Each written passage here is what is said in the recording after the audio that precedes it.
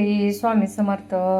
चला आज मस्त आपण पुरणपोळ्या करूया. हो का, हे त्याच्यासाठी असं मस्त हो का पुरण आपण करून घेतलेलं आहे.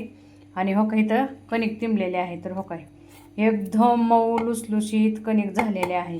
हो का, आता अशीच पुरणपोळीला कणिक लागते. तर आपण आधीच ही अर्धा तास तिंबून ठेवलेली होती. तर चला आता आपण पुरणपोळी करायला घेऊया. हो का, मस्त आपली पोळी खरपूस झालेली आहे. हो का, आणि अशी फुल गॅसवर पटपट भाजायची म्हणजे कडक होत नाहीत, मऊ लुसलुशीत राहतात. आणि आपलं पीठ बघा किती मऊ असं एकदम लुसलुशीत आहे. असंच पीठ पाहिजे पुरणपोळीला.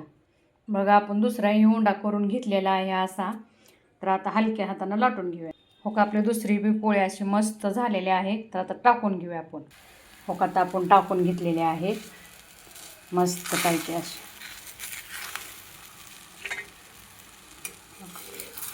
छान.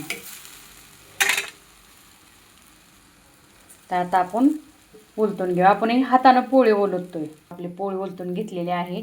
कसं आता मी एकटी असल्यामुळे तुम्हाला हातानं उलटलेले दाखवता येत नाही ना, त्याच्यामुळे मग मी पहिल्यांदा हाताने उलटून घेते आणि नंतर मग उलताण्यानं उलटते. का तर उलताण्याला चिटकायची शक्यता असते. मस्त आपली हो का लुसलुशीत पुरणपोळी झालेली आहे आणि मऊ चुटोक अशा. आणि हो का पुरण असं कडपर्यंत आलं पाहिजे. पहिले लोक म्हणायचे की कडपर्यंत पुरण आलं पाहिजे. हो का, अशी मस्त ही पोळी बघावी काटात आणि बाई बघावी होटात, ही पहिल्या माणसाची मन आहे. हो का, म्हणून अशा मऊ लुसलुशीत पोळ्या माझ्या मैत्रिणींनो नक्की एकदा अशा पद्धतीच्या बनवून बघा. एकदम छान होते त्या. बघा कशी फुगलेली आहे एकदम टम. चला आता आपण हिला काढून घेऊया.